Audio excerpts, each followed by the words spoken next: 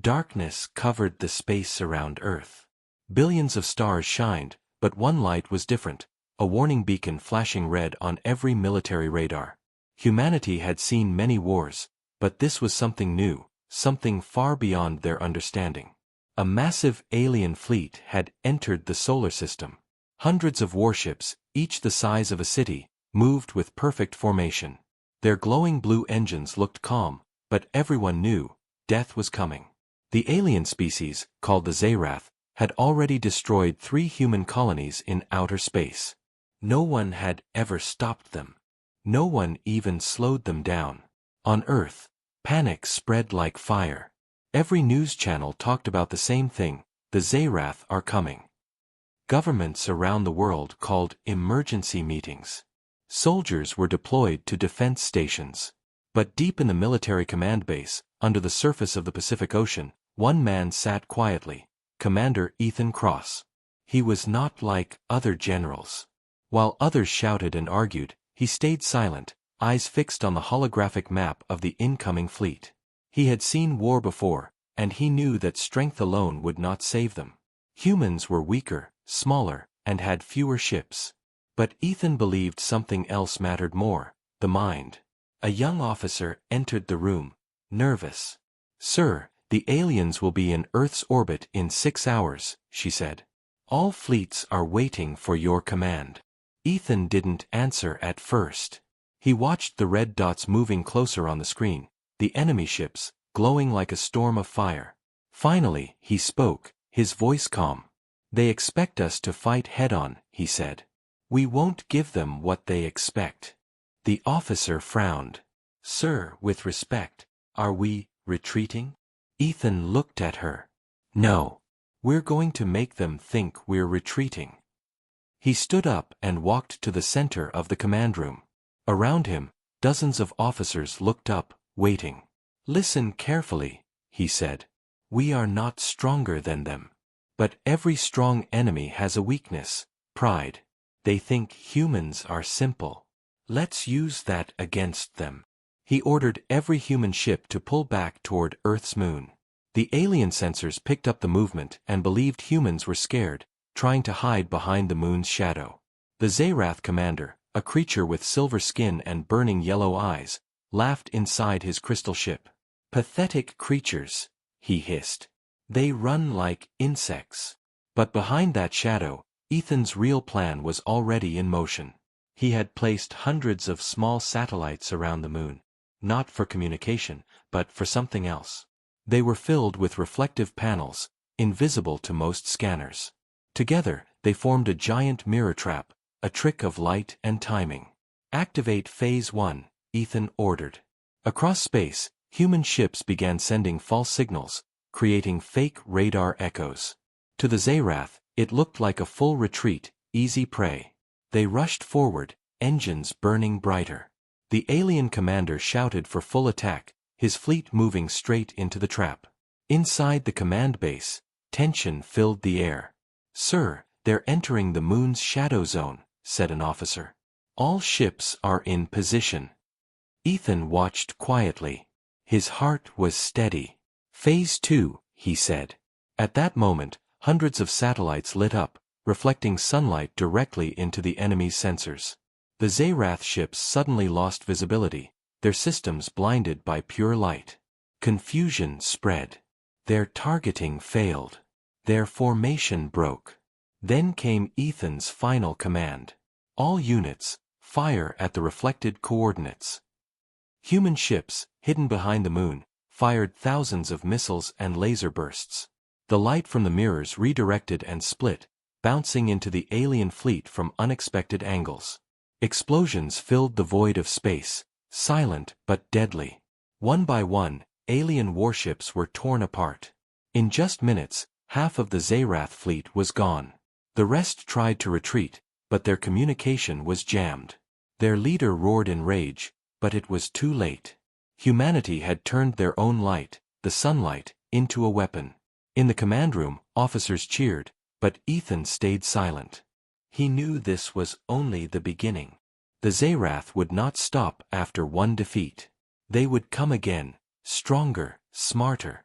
But tonight, humanity had won the first round. He turned off the hologram and looked out at the dark sea above the base ceiling. They wanted to test humans, he whispered. Now they'll learn what happens when you underestimate one. Far away, among the wreckage of burning ships, a single alien cruiser escaped. Inside, the Zerath commander stared at Earth through the cracked glass of his control pod. His yellow eyes burned with hate. "This human," he growled. "We will find him. And when we do, we'll burn his world." But Commander Ethan Cross was already planning the next move. The war for humanity's survival had just begun. The stars were quiet again, but silence in space was never peace. Pieces of the Zerath fleet still floated near the moon, broken metal, twisted shapes, and faint blue lights fading one by one. Earth was safe for now, but everyone knew it wouldn't last. Inside the Pacific Command Base, Commander Ethan Cross stood before a giant screen showing the aftermath of the battle. Officers around him celebrated the victory, but Ethan's eyes were cold. He knew the Zerath weren't defeated, just humiliated. And humiliation was the most dangerous fuel for revenge. A message blinked on his console.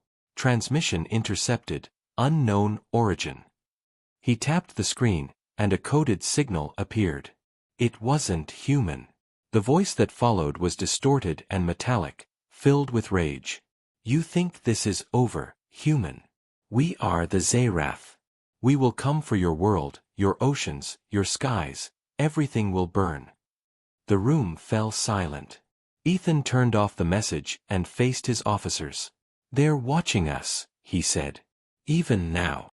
The next day, at Earth Defense Council headquarters, leaders from every nation gathered through holograms.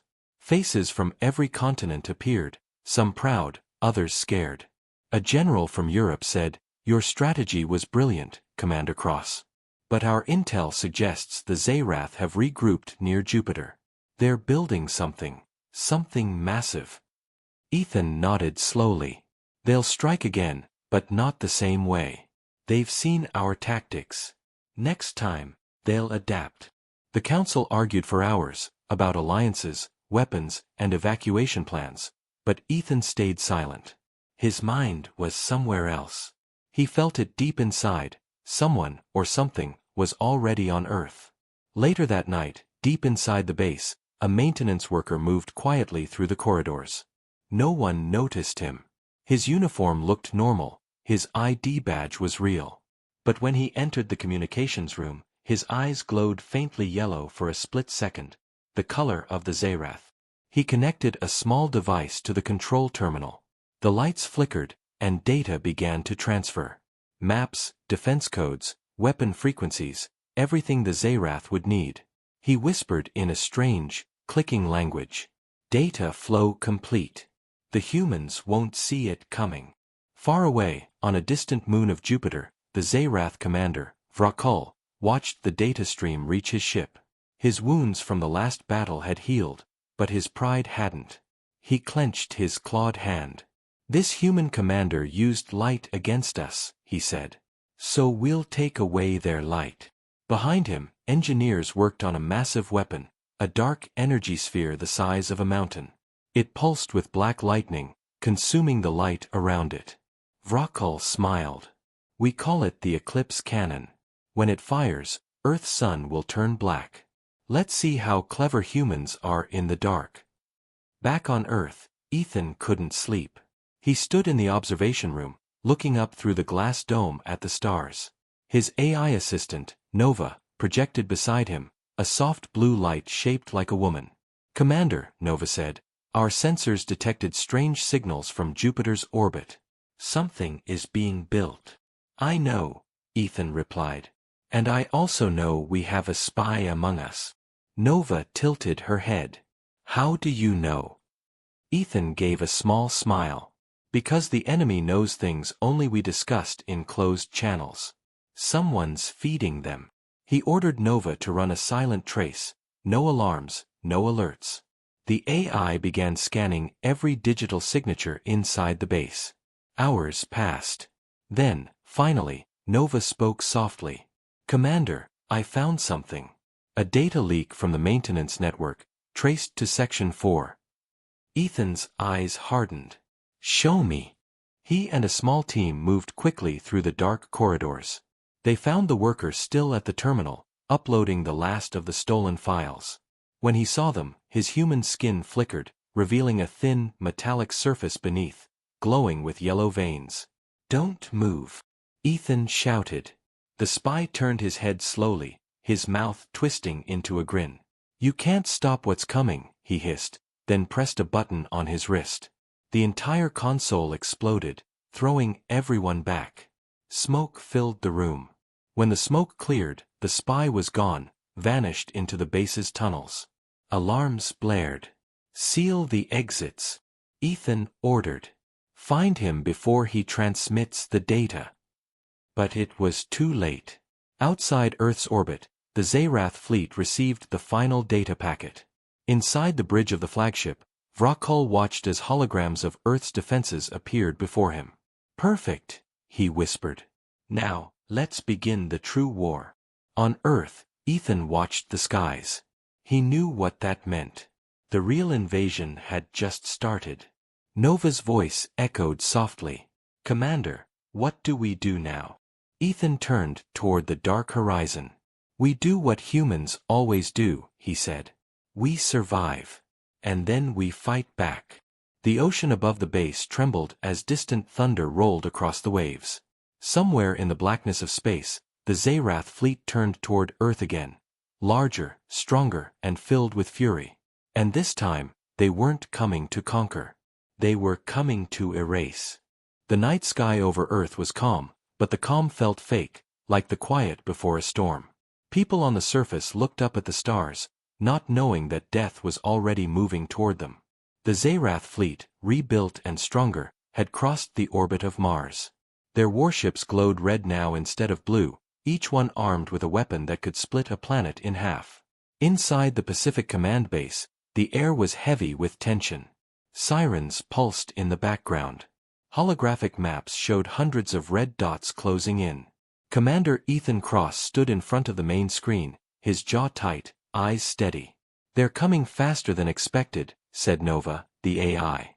Our satellites detect massive energy signatures. Whatever they're carrying, it's not just weapons. Ethan nodded. The Eclipse cannon. Every officer in the room froze. They had heard rumors about it, a weapon that could drain sunlight and turn space into darkness. Without the sun, Earth's defense grids and power systems would fail within minutes. Humanity would be blind. Ethan turned to his team. We have one chance, he said. We fight them before they fire. A young pilot, Lieutenant Mira, looked at him with fear. Sir, our fleet is half their size. Even if we hit them first, they'll crush us. Ethan looked at her calmly. Maybe. But if they fire that cannon once, no one will be left to fight. We don't have to win today, Lieutenant. We just have to stop them. He walked to the strategy table and activated a secret file, labeled Project Helios. The room darkened as a hologram of a glowing orb appeared above the table. This, Ethan said, is our last card. A prototype weapon, a solar reactor that can focus sunlight into a single beam. It was built for energy, not war. But if we push it past safety limits... Nova interrupted softly. Commander, the energy release could destroy half of our fleet. Ethan's face didn't change. Half of the fleet is better than losing the planet. While the base prepared for battle, the spy hunt continued. Security teams searched the tunnels where the Zerath infiltrator had escaped, but found nothing, only burnt metal and black marks on the walls. Ethan suspected the spy had already sent all data to the enemy, including details about Earth's hidden bases. Hours later, alarms blared again. Sir, the Zerath fleet just entered Earth's outer orbit. The room erupted in activity. Officers shouted coordinates. Pilots rushed to their ships. Ethan activated the fleet channel. His voice echoed through every cockpit. This is Commander Cross. You all know what's coming. They think humans can't fight in the dark. So we'll show them what light really means. Hold your positions until I give the order. Outside, space lit up with war. Thousands of human fighters launched from the moon and orbital stations, creating a silver swarm across the void. Laser fire filled the sky like falling stars. The Zerath ships moved in deadly silence, forming perfect lines, their red engines burning brighter than ever. On the Zerath flagship, Vrakul stood before his dark energy cannon. His voice was deep and cruel. "Begin the eclipse," he said. The weapon charged. A black sphere formed at its center, pulling light from the nearby stars. Space turned darker and colder. Earth's day side dimmed. People looked up in confusion as the sky began to fade. In the command base, Nova's voice trembled. "Commander, the sun's radiation is dropping. They're activating the cannon." Ethan didn't hesitate. "Then we activate Helios." Deep beneath the Pacific, massive machines roared to life.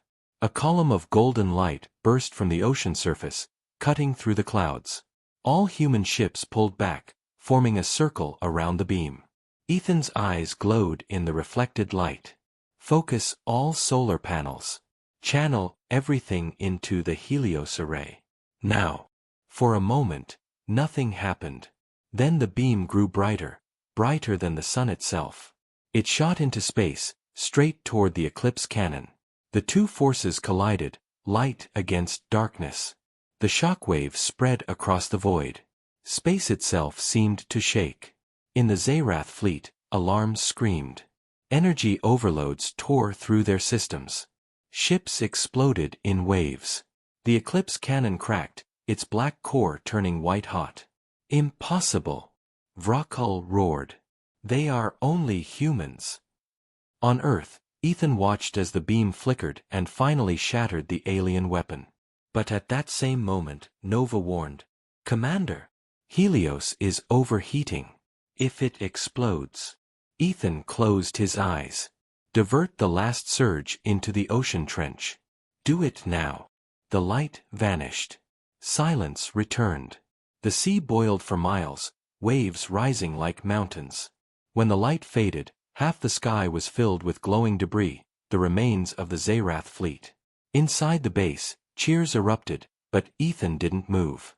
The floor shook under his boots, dust falling from the ceiling. Nova spoke softly, "Helios core destroyed. Earth is safe, for now." Ethan finally exhaled. "No," he said quietly. "Not safe. Just alive." In the cold darkness far beyond Jupiter, a single Zerath ship floated silently. Inside, a shadow moved, Vrakul, burned and broken, but alive. His voice was a whisper of hate. "The human used light again," he said. "Then we will take what he loves most, his own world." And with that, the last Zerath ship vanished into deep space. Ethan didn't know it yet, but this was not victory. It was only a warning. The real invasion, the one meant to end humanity forever, was already on its way. The sea was calm again, but Earth was not. The Helios blast had saved the planet, yet it also left scars, burned oceans, cracked satellites, and a sky still half dark from the energy shock. Billions watched the news in fear and hope. For the first time in history, humanity had defeated an alien superweapon. But deep down, everyone felt it, the war wasn't over. Commander Ethan Cross stood in the Pacific Command Base, looking at the silent screens. His uniform was torn, his eyes red from days without sleep. Nova, the AI, floated beside him like a faint blue ghost. "Damage reports." Ethan asked quietly. "Global comms at 40%. Power grids unstable. Most of the orbital defenses destroyed," Nova replied. Her voice had a strange sadness, as if she too understood what was coming. Ethan stared at the map of the solar system. No red dots, no visible Zerath ships. But that only made it worse. "They're not retreating," he said. "They're hiding." He was right. Far beyond the moon, in the shadows of a dead asteroid belt, Vrakul, the Zerath commander, floated in his half-destroyed flagship.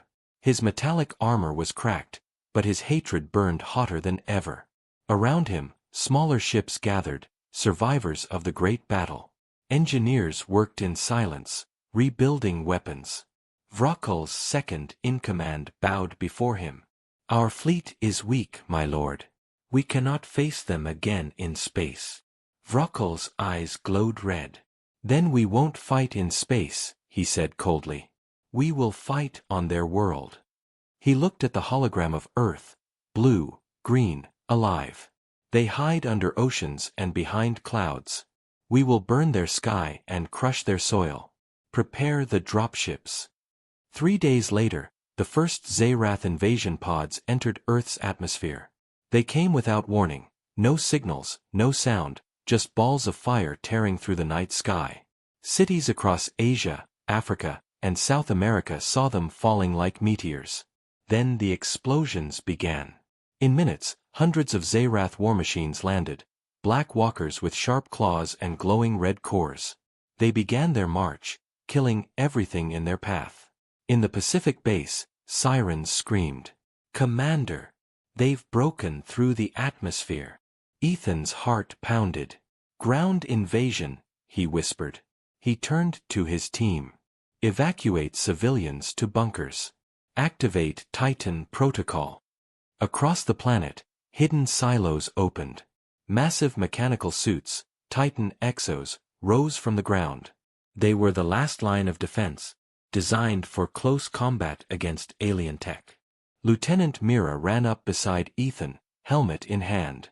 "Sir, are you sure you're going out there? Your command, not field." Ethan gave a small smile. "Command means nothing if I hide while others die." He climbed into his Titan suit, a towering machine of steel and light. As the armor sealed around him, Nova's voice echoed through his helmet. "Link complete, Commander. Power at 100%. Ethan gripped the controls. "Then let's give them a real welcome." The first battle began near the coast of Japan. Waves crashed against burning ships as Zerath walkers advanced through the smoke. Ethan's Titan landed with a thunderous impact, sending shockwaves across the sand. "Target lock," Nova announced. Ethan raised his arm cannon and fired. A beam of plasma tore through 3 enemy walkers, melting their armor. But more came, crawling out of the sea, wings slicing through the air. The battle turned chaotic. Human soldiers fought beside drones and Titans, firing everything they had. Explosions lit the horizon. Zerath weapons cut through tanks like paper. Ethan's voice echoed across the comm channel. "Hold the line. Do not let them reach the cities." In orbit, a few remaining defense satellites came online. Nova took control of them. "Commander, I can redirect the satellites for orbital strikes, but power is limited." "Then make every shot count," Ethan said.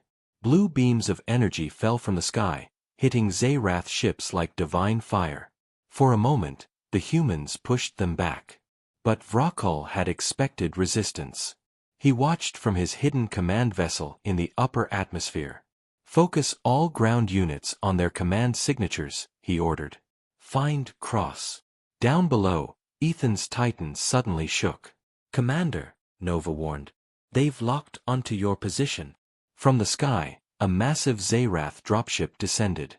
Its hull opened, releasing something new, a towering creature made of living metal, twice the size of a Titan. Its eyes glowed red, its voice a deep mechanical roar. Ethan stared up at it. "What in the hell?" Nova scanned the creature. "Hybrid class. Biomechanical. It's using human DNA patterns. They've been studying us." Ethan clenched his fists. "Then let's show them what that DNA can do." He charged forward. The ground cracked under the weight of his Titan. The two giants collided, metal against metal, shockwaves shaking the shore. The hybrid slammed its claws into Ethan's chest plate, but he countered with a blast of plasma that tore half its face off. The creature didn't fall. It screamed, a sound that shook the sky, and threw Ethan back into a burning ship. His armor cracked, warning lights flashing. "Commander!" Nova shouted. "Systems failing." Ethan coughed, gripping the controls. Not yet. He looked at the ocean, at the glowing remains of the Helios core deep underwater. An idea flashed in his mind. Nova, link me to the Helios residue energy. Now. That's unstable. Nova protested. So am I, Ethan growled. The Titan's core began to glow golden. Energy surged through its limbs. He stood, burning brighter than the sun. The hybrid charged again, and Ethan met it head-on. The collision was blinding. For 1 second, the whole battlefield froze in light. When it faded, the hybrid was gone, vaporized. Ethan's Titan fell to one knee, smoke rising from every crack. Nova's voice was faint. Enemy retreating, for now. Ethan smiled weakly. Good. Because I'm out of tricks. He looked up at the dark clouds above. He knew Vrokol was still out there. Watching. Planning. The ground battle was won, but only barely.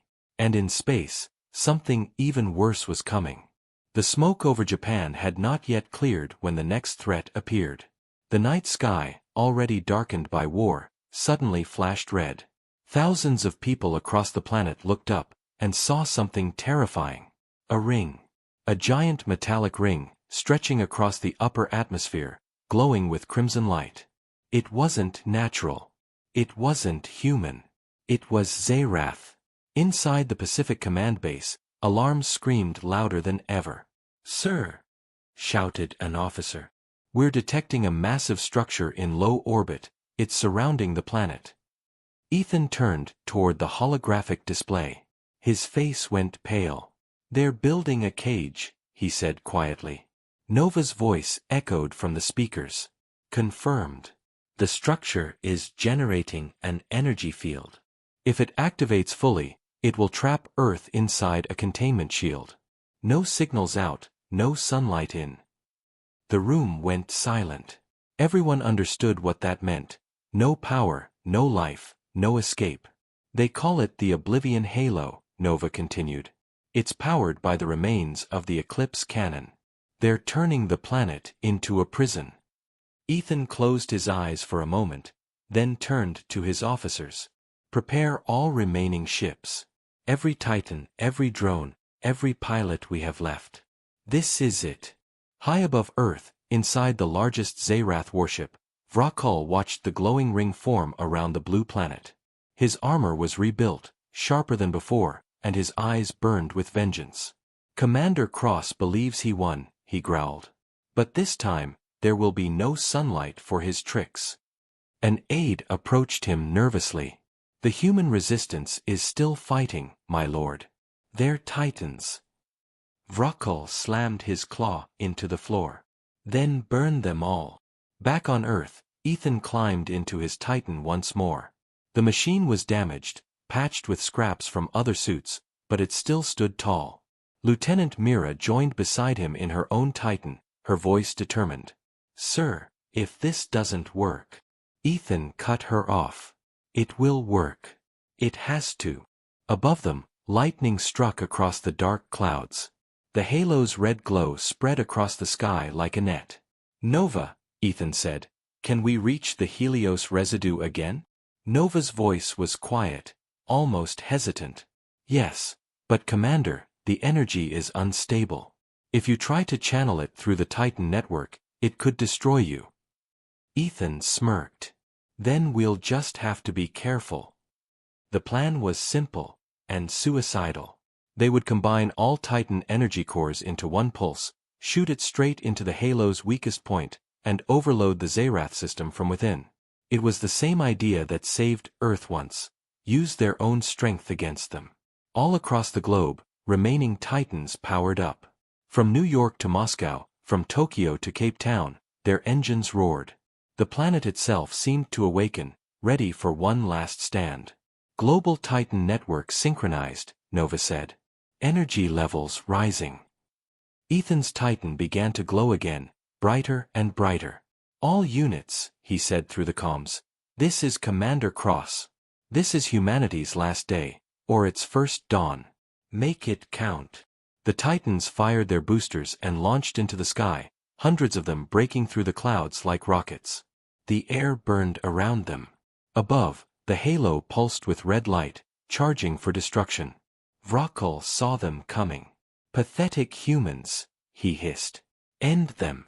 Zerath ships moved to intercept, waves of fire and plasma tearing through the atmosphere. Titans exploded mid-air, leaving trails of smoke and fire. But still, they climbed. Ethan's voice guided them. "Keep going. Don't stop." One by one, the Titans reached the edge of space. Earth looked small below them, half covered in darkness. The halo loomed above like a red crown. Nova's tone grew urgent. "Energy charge at 94%. Once we reach 100, the pulse will trigger automatically." Vrockle's fleet opened fire, surrounding them from all sides. Myra's Titan was hit, spinning out of control. "Sir, I'm losing power." Ethan reached out, catching her Titan's arm just before it fell back to Earth. "You're not dying today, Lieutenant." He pushed her upward, giving her the last boost she needed. "Commander," Nova warned, "we're inside the halo's field. This is the point of no return." Ethan looked at the red light ahead, the heart of the halo. "Then let's end this." He pushed the controls forward. Every surviving Titan followed. The combined energy surged through their cores, forming a single blinding beam that pierced straight into the halo. For a second, nothing happened. Then, a scream. Not human, but alien. The halo's light began to flicker. Sparks erupted across its surface. On the Zerath flagship, Vrockle watched in disbelief. "No!" he roared. "Impossible!" The halo cracked. Energy exploded outward like a storm. One by one, Zerath ships disintegrated, consumed by their own power. The red light turned white, then vanished. The explosion reached Ethan's Titan. Systems overloaded. Nova's voice faded. "Commander, it worked. The halo is gone." Ethan smiled weakly. "Good." His Titan began to fall, re-entering Earth's atmosphere as a burning streak across the dawn sky. From the ground, people looked up, cheering, thinking it was a meteor. But it wasn't. It was their savior, coming home. Myra's voice came faintly through static.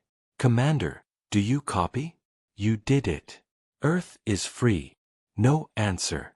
The Titan crashed deep into the ocean, near the same trench where Helios once burned. Silence followed.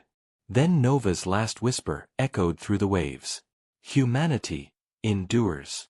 High above the destroyed halo, fragments of Zerath metal floated quietly. But deep among them, a single black shard pulsed faintly, alive. The war was over. For now. 3 months had passed since the great battle. Earth was quiet again. No alien lights in the sky, no red halos, no burning ships, just the slow rhythm of rebuilding. Cities that once burned now glowed with repair drones and construction lights. Humanity had survived. Barely. But peace, true peace, never came easy. At the rebuilt Pacific Command Base, Lieutenant Mira stood by the observation window, watching the waves crash above the transparent dome. The ocean had always been her escape, silent, endless, honest. She touched the communicator on her wrist. "Nova, status report?" The AI's voice answered softly. "Reconstruction at 62%. Civilian population returning to coastal cities. Energy levels stable." Mira nodded. "And the commander?" There was a pause. Nova's voice dimmed. No signal. His Titan's remains were never recovered. The impact zone is 5 miles deep. Radiation from the Helios core still prevents entry. Mira looked down, her eyes wet. "He saved us all. And we couldn't even bring him home." For the first time, Nova said nothing. Far below the surface, deeper than light could reach, silence ruled. In the ocean trench where Ethan Cross's Titan had fallen, only strange fish and glowing plankton moved. The wreck was barely recognizable, a broken frame buried in black sand. But inside the cockpit, something still glowed faintly, a blue light, weak but alive. It was Nova. Her core had survived the crash, still linked to what remained of Ethan's armor. Every few minutes, she sent out a signal, just a whisper in the dark. "Ethan, are you there?" No answer. Only the soundless pressure of the deep. Then, one day something answered back. Not a voice. A pulse. A heartbeat. Nova's sensors flickered. Wait, biological activity detected inside suit chamber. Her algorithms spun wildly. Impossible. Commander Cross. On the surface, Mira was in the control room when the alert came. "Ma'am!" shouted a technician. "We're detecting an energy pulse from the trench. It matches Nova's signature." Mira froze.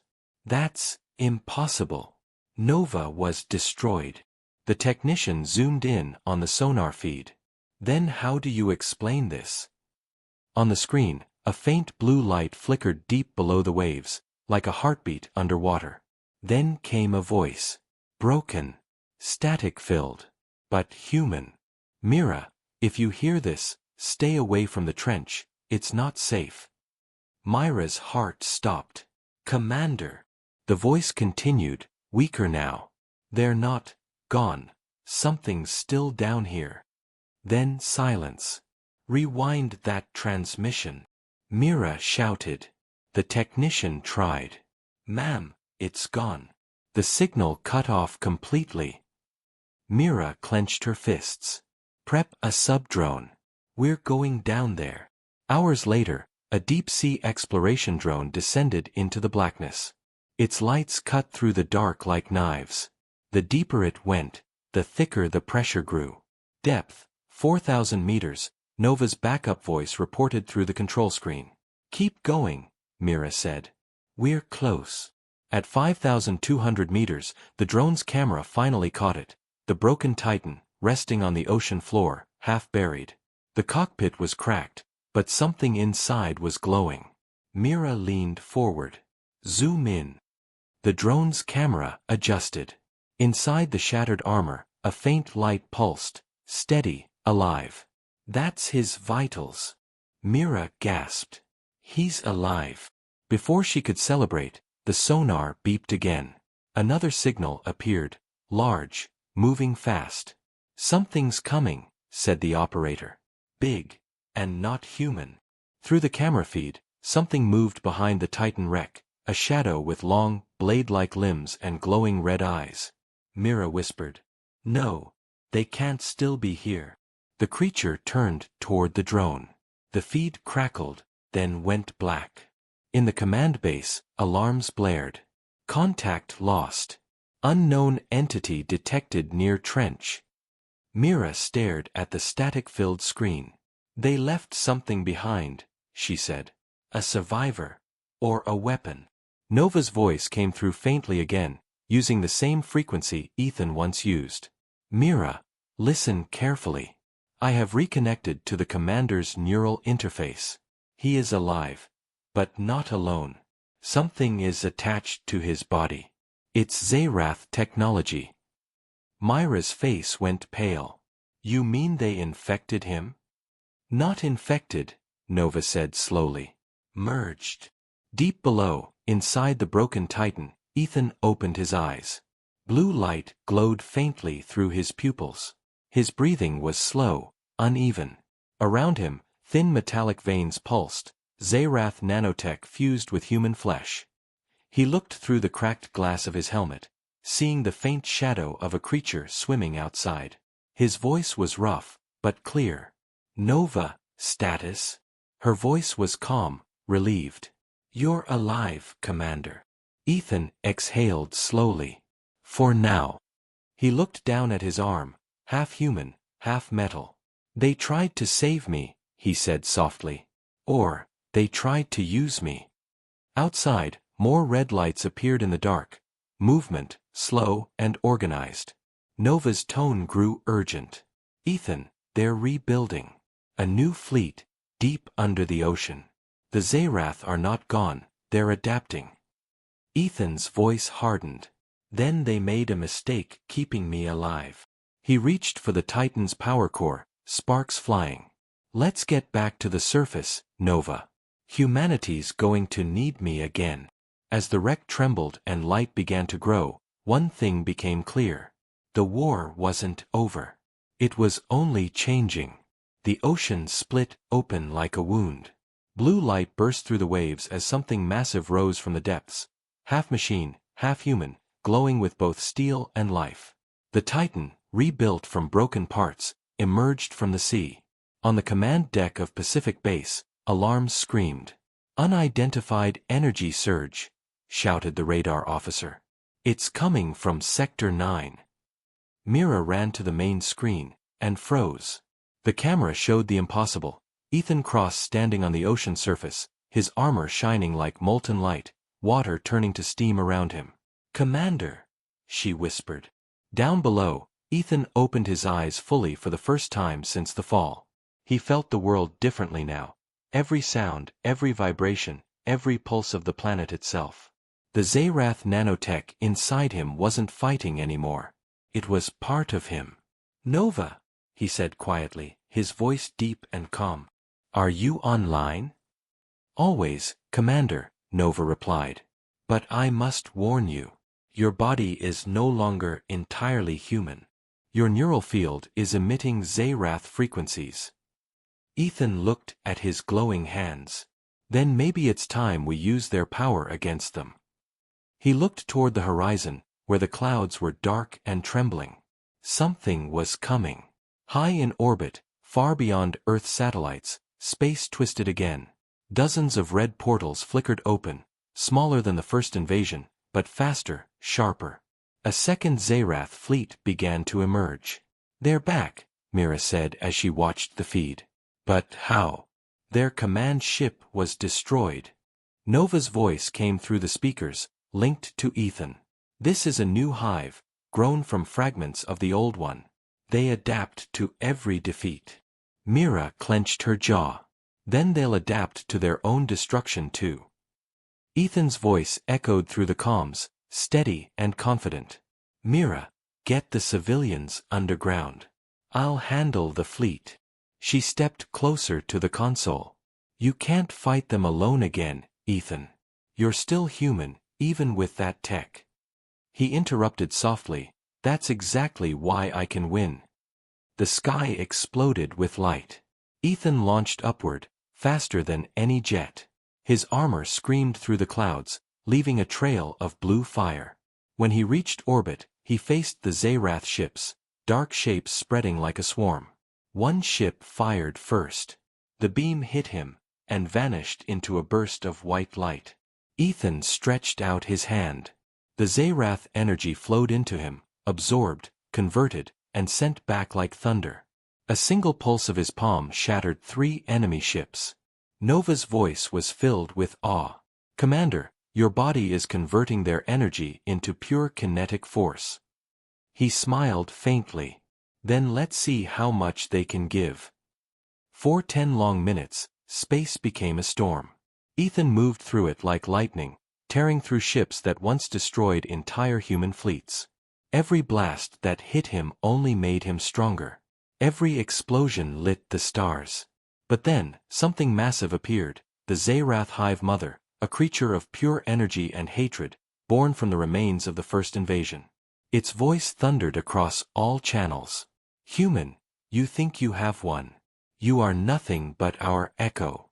Our child." Ethan floated still, eyes glowing brighter. "Then the child's come home." The hive fired everything, red beams, plasma storms, gravitational bursts. Ethan took it all, then unleashed it back, multiplied 1,000 times. The explosion was silent, beautiful, endless. From Earth, people watched the sky turn white. For a moment, it looked like a second sun had risen. Then the light faded. The Zayrath fleet was gone. Every portal collapsed. The invasion was over. At Pacific Base, Mira stood speechless, tears on her face. "Ethan, come in. Please respond." Static. Then, softly, his voice. "Mira, it's done. They won't be back." "Where are you?" she asked. A long pause. I'm not sure. Somewhere between their world and ours. The energy, it's holding me here. Come home, she whispered. We can fix this. We can bring you back. He smiled faintly. Home is safe now. That's enough. And then the signal faded into silence. Months later, the world healed again.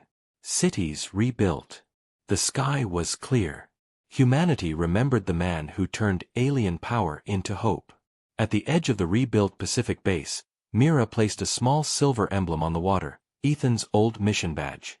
Nova's voice, now part of Earth's defense AI, spoke quietly beside her. His energy readings still exist, faint, but constant. Some believe he's gone. Others believe he watches over us. Mira smiled. He's watching. I can feel it. She looked up. Far in the stars, a faint blue light shimmered, like a heartbeat among the galaxies. The legend of one human who destroyed an alien fleet had just begun.